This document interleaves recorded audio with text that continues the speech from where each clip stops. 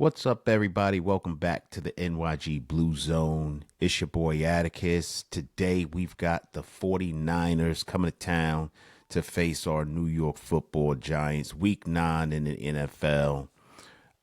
Today, we're back at MetLife. Last week was a heartbreaking loss in Philadelphia. I'm still feeling the burn from that one, but today is a brand new day fresh out the wrapper. The 49ers are 5-3, and they coming in here wounded too. Both teams are starving for a win. I hope the Giants are the ones that get it. So let's set the table, right? But before we dive in, please do me a favor, guys. If you don't mind liking and subscribing to the podcast, I'd be very grateful to you. That way, every time we drop a new video, hit that notification bell. Every time we drop a new video, you'll be able to hear our pregame, postgame, midweek shows, everything in between. So kickoff is today at 1 o'clock. It's going to be on CBS. The books, Vegas, pretty much, well, a lot of people, I won't say everybody, have San Francisco favored by 2.5 points. They think that the total score is going to be between 48 and a half points as of this morning anyway. It's a great day for football. I wish I could be there. My boy Joe, he got my tickets for the game today, so he's going with his dad, so I hope they have a real good time. But it's supposed to be great weather for a game. The Giants are 2-6. They suffered again a disappointing 38-20 loss to Philly. It's hard to play two teams when the refs are making the most egregious calls that we've ever seen. The 49ers are 5-3. They also coming in after a loss. I believe they lost to the Texans last week, 26-15. So both teams got a little bit of edge to them today. And I think it's going to be a really spirited effort by both of these teams. Philadelphia just gashed us on the ground.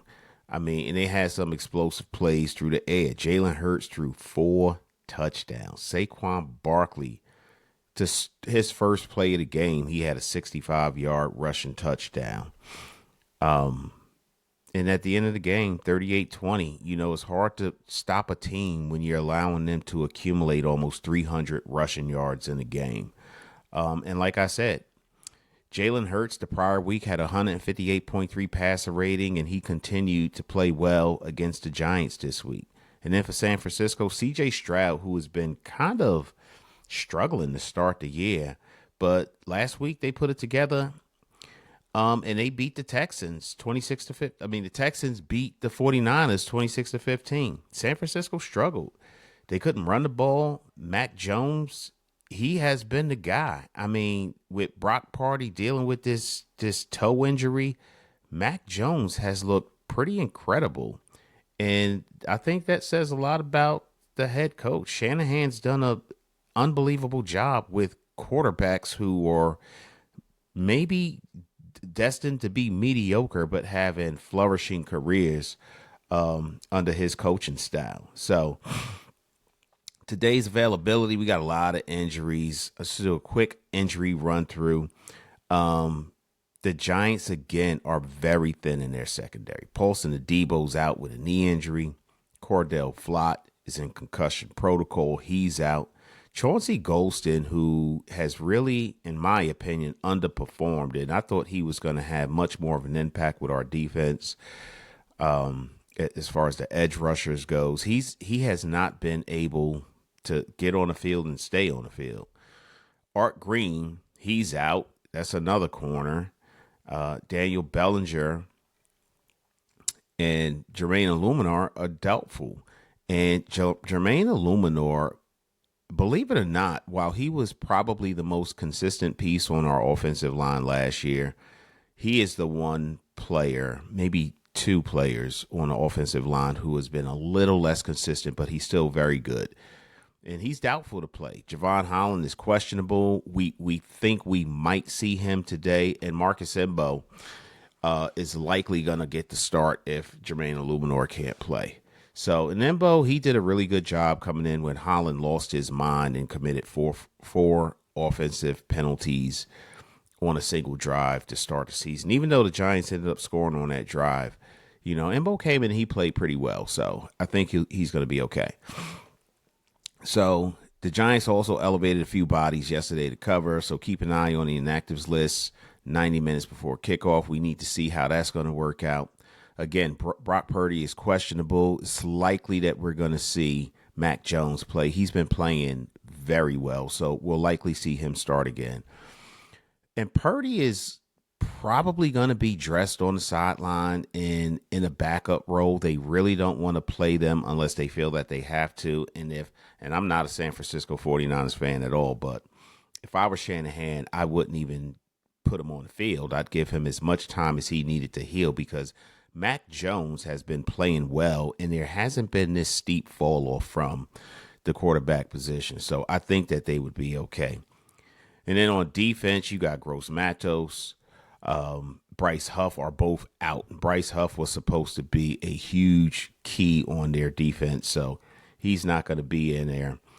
Jake Brendo's out. Ricky Pearsall's out. They got several offensive line and defensive line pieces that are questionable. The injury report between the Giants and the 49ers had like 30-plus players on it. So this is just like the freaking ER room or the triage ward of your local hospital. Both teams are picking players off of practice squads across the league just to be able to have enough players to suit up for this game. So we'll see what happens. I do think that the Giants have enough pieces to win this game. I think this is a very winnable game, but we'll see.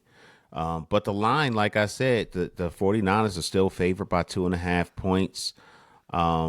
But some people are saying the Giants could win this game. I think this is a game that, believe it or not, the Giants are still only 2 games out of second place in the NFC East. And I don't know how I feel about where we are position-wise in our division. I don't feel the same way I did last year. Like we should just lose as many games as we could and pick up pieces in the draft and free agency and start again next year. I think the Giants need to really try to win some games. So as far as the San Francisco 49ers, like what's going on in the 49ers minds with the quarterback rhythm, right? Like if it's going to be Mac Jones, San Francisco really needs to lean into a structure quick game. You got Christian McCaffrey and Kittle coming back today. They're going to be able to produce some volume, right? They're going to be able to produce some positive yardage. But if Purdy's in uniform and not starting, it's still Jones and timing and decision making that you're going to be really looking at. And then with the Giants and our depleted corners, and the way that Shanahan's able to scheme things up, our outside leverage and match rules could become critical. Like Shanahan can really key in on certain matchups that he likes with motions and bunch formations, play action crosses. There's so many things that we've seen Shanahan do that has opened up some tremendous opportunities for his San Francisco 49ers, even with all the injuries that they have suffered. So the trenches are going to be key. The San Francisco 49ers starting center is out. Multiple linemen on that offensive line is out. I really think that we should see Abdul Carter get in there. Thibodeau, I'd like to see him get some more pressure. I think that Dexter Lawrence, after being called out by Carl Banks, is poised to have a big game today. And Brian Burns has just been doing what Brian Burns does. He's been having a big season. So with all these injuries on the San Francisco 49ers offensive line, I think the Giants have an opportunity, a chance to really do some big things. So hopefully that happens with them. Some of the keys for the Giants offense, they got to protect Jackson Dart, right? They got to give him pace, right? Early, quick game, play action, RPOs, get the ball out, punish the soft zones that the 49ers are going to give you. Maybe roll him out to the launch point. And if Belly's not available to play, they got to lean in the split flow looks and use tight end wide receiver chips to help Jermaine Illuminor's position, help Membo over there. But there's a lot of things that the Giants can do, and they've proven to be very effective with bringing in the tight ends. I know they have Fedoni that they brought up from the practice squad. Bellinger. Bellinger has played extremely well. Theo Johnson continues to drop the ball, and that really bothers me because he's such an all-around good athlete that I think that if he can figure out his dropsies, he can be such an incredible weapon. But I swear to you, I keep feeling like Evan Ingram 2.0 when it comes to Theo Johnson, where what we thought we were getting was a better version of, I can't even think of the guy's name who played for us, and then he went down to, after his wife's breakup, he went down to Miami. Can't even think of his name right now, but that's how jaded I am. But I think that the Giants have done a really good job with Kafka and Dable scheming up ways to get the tight ends involved. And then Chris Manhertz is out also, by the way, getting the tight ends involved into the passing game. So we really haven't felt that tremendous of a drop-off at the receiver position that you think you would when Wan'Dale Robinson has moved into your number one. Slayton is obviously back, so he can give you some deep route options, some comebacks, some posts.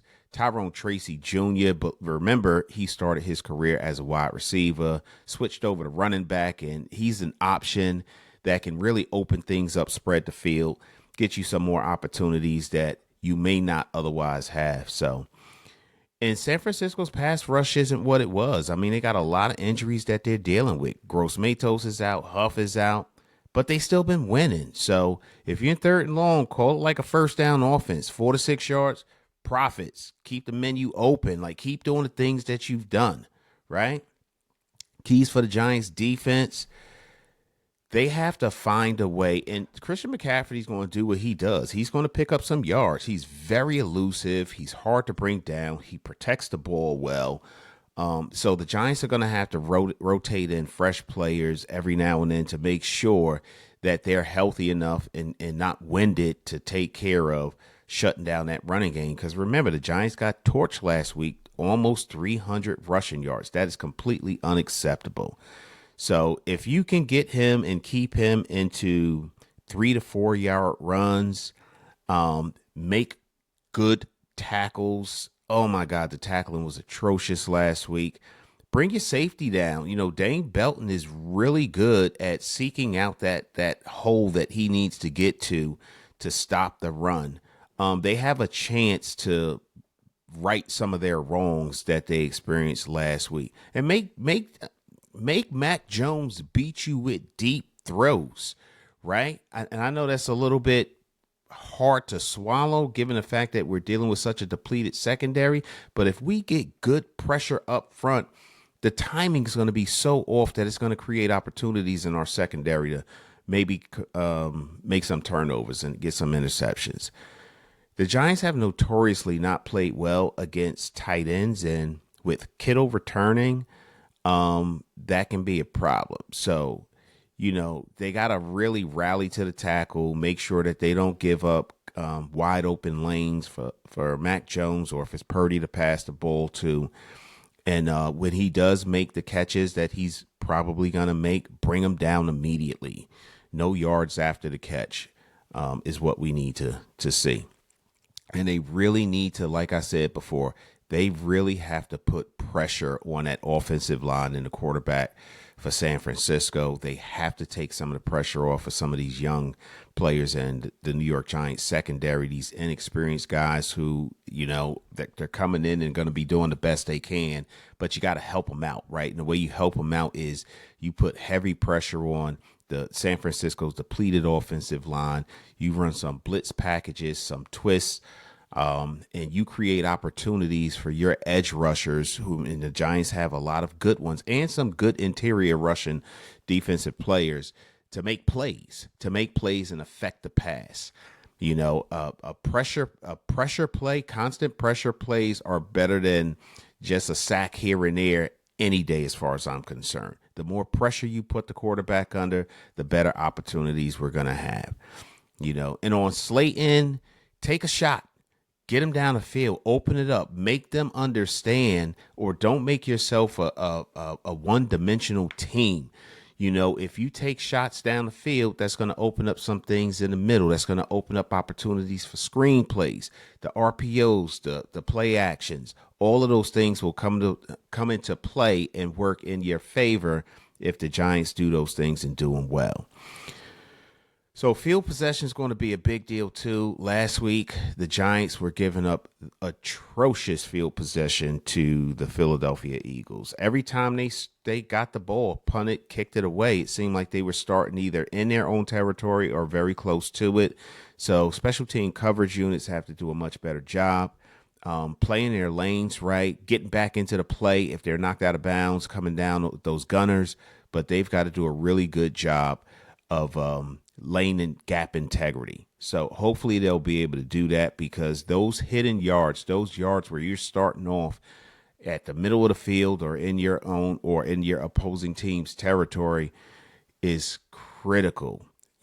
I don't really like to play the field position game. I like for my offense to go out there and light it up, and the defense to make those stops wherever possible, but make it more challenging for them whenever you can. So the books are saying San Francisco's going to win by about a field goal. My head says that this is a one-score game. They're going to grind it out. Third down management, red zone execution, which has been very good with Jackson Dart at quarterback, is going to decide this game, And if we can stay out of 3rd and 8 situations and really limit their big explosive play opportunities, I think the Giants can win this game. I really think the Giants, going into last week's game against Philadelphia, they were scoring 30 points a game with Jackson Dart at the helm. I think Jackson Dart, and even without the terrible loss that we suffered with Cam Scatterbull, and this New York Giants offense can win this game. It's a home game. Good weather. I think the fans are going to be live. I'm sure there are going to be some San Francisco 49er fans there. It's not often, every 4 years, they get to come to MetLife and see their team play at Giant Stadium. So I would expect for there to be a good turnout for their fans at the stadium today too. But I feel pretty good about the Giants' chances. Don't drop the ball, tackle well, affect pressure on the quarterback. Special teams has to do a much better job. I hope that Dable has made the right personnel decision choices and who to elevate. I hope, please, God, make sure Graham Gano's hamstring is okay. But I think that the Giants do have an opportunity to really stop the bleeding. A 2-game losing skid is I don't like how it feels. And I really like how the young quarterback got up at the podium and he said that, you know what? I don't like losing. We need to figure it out. We need to find a way. I think they're going to figure it out, find a way. And I don't know how popular or unpopular my opinion of Mike Kafka is, but I really like what Mike Kafka is doing with Jackson Dart. I like the play calling. I like how he's giving him opportunities, even how when the plays breaks down, how he's been coaching them during practices to find a way to come back to your quarterback and give him an opportunity to make a play. Or if it's the comeback is not available and the go deep is a possibility, to go deep, and Jackson Dart finds a way to get the ball to him.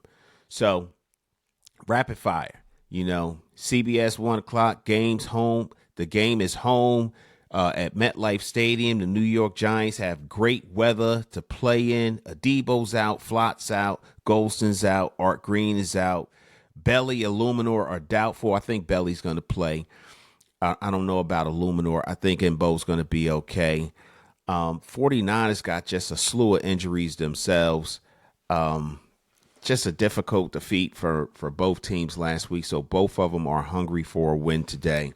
And I'm hoping that the New York Football Giants get it. So I'm going to say final score is going to be New York Giants 31, and the San Francisco's 49ers are going to have, I'm going to say 17 to 24 points. That's going to be the final score. But Big Blue is going to be back putting up 30 points, and the defense is going to hold strong and not surrender the victory. So don't forget, y'all, to like, subscribe, hit that notification bell, so whenever we go live or drop some new content, you'll be notified. Yep, let's get it today. Go Big Blue. Yeah, a lot of girls probably crying from my old high school. Look, they see me everywhere they go, I probably would too. Look, crossed over to the Jordan man like I'm Michael. Yeah, eating blessings so much I might need lipo. Yeah, tailored for the doves like I'm walking in chucks. Yeah, it's just in this plan, man, I see all y'all shook. Look, knew that I was great ever since I was a rook. Man, all y'all singles making me look good. Okay, praise to the Most High, yeah, that's Jesus. Look, but when it come to this rap thing, I can't lose. Yeah, back-to-back number ones, that's the thing greats do. Yeah, tell them boys that ain't nothing I can't do. It's my year, it's my year.